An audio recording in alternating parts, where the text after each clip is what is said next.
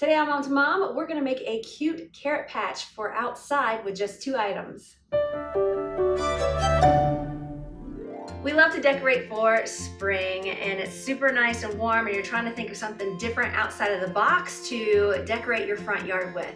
Today we have a cute create your own carrot patch with just 2 items for fairly inexpensive. So what you're gonna need are these orange cones, which is like a sports cone. You can find this at Walmart or sports store. And then you can go to your craft store, floral store, and find some loose fern stems. These aren't really ferns, but they're close enough that we can use them and put them in the ground. So what you're gonna wanna do is find an area in your front yard.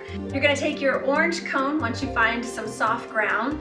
You're gonna place it on the ground, then you're going to take your fern and kind of just shove it into the ground, creating that carrot look.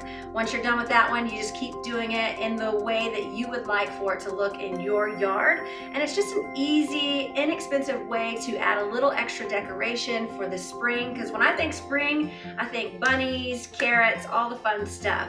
If you have any wonderful ideas, much like this one, please message us and we might do that on the next Mom to Mom.